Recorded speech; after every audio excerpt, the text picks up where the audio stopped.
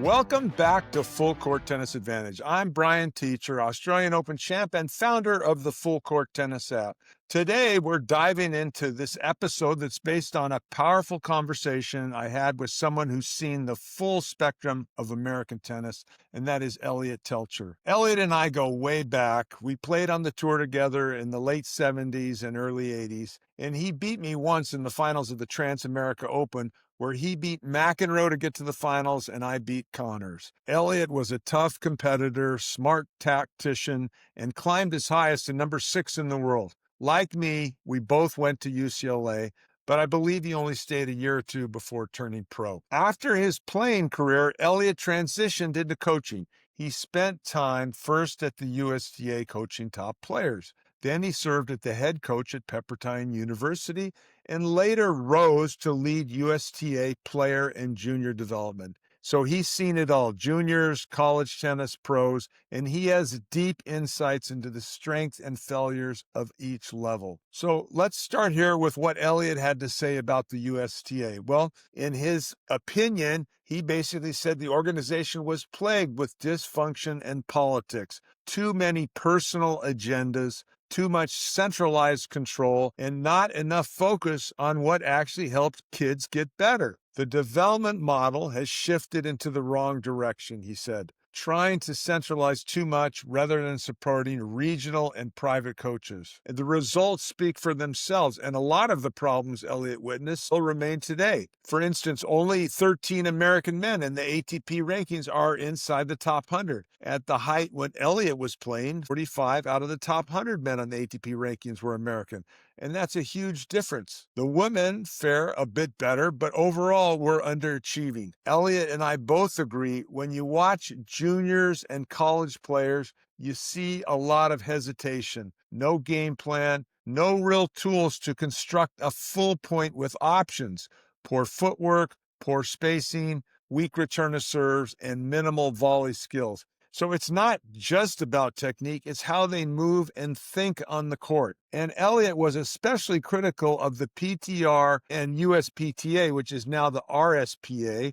He said in his opinion, they've become more about money than education, certifying coaches through checklists and bureaucracy rather than building true developers of talent. It's a broken system that prioritizes quantity over quality. Even at Pepperdine, he saw Division I athletes who didn't know how to construct points at the net.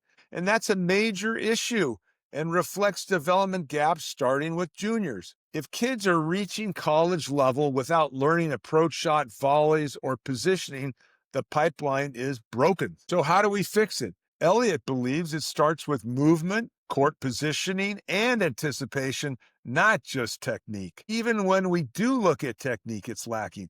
Players don't have a full set of tools in their bag to construct points. It's like trying to become a chess master without knowing your rooks or knights are missing. Coaches need to learn how to build complete stroke technique and teach players when and how to use those strokes. We also talked about the role of technology and video. Eliot and I both agree. If players don't visually see what they're doing wrong, they can't fix it. That's why full court tennis exists, to slow things down, compare to the pros, so that you can see the common essential ingredients and give real accessible feedback. And this goes for match analysis as well. The player has to be able to understand the positioning, spacing, and be able to see their reaction time to their opponent's hit. If you look today, players are waiting around for the ball to come to them, whereas pros are reacting instantly off the hit. And that's the difference. Without a practiced net game or approach skills, taking the ball early isn't even an option. Players as well play a massive role too. Too many chase trophies instead of growth. Eliot emphasized looking at the stroke foundation, shot tolerance, movement, decision-making, and the players. The great ones are obsessed. They want to understand. They want to improve. That's the mindset we need to cultivate. Eliot worked alongside people like Jose Higueras and Rodney Harmon during his USTA tenure. These guys ended up running player development as well. But internal politics wore Eliot out. It stopped being about the kids and became about turf wars and egos. That's why he left. but he never lost the passion. We need to look at technology today, especially tools like full court tennis, which can bridge the gap. What does it do? It empowers players, it empowers coaches, it makes the development process more honest, efficient, and data-driven. I had a conversation with one of the coaches on our platform, Mo Robinson, who coaches at public parks, and he has worked with all levels of kids. He said something powerful that stuck with me, and here it is. I quote, "I agree 200% because I was just working with a guy on Pro Nation the other day, and he kept asking me, was that it? Was that it?" He said, "I did it right, right?" I said, "No." And he said, "I felt like I did." I said, "No. Let me show you." Only when they can see it do they realize what they think they're doing and what they're actually doing are two different things.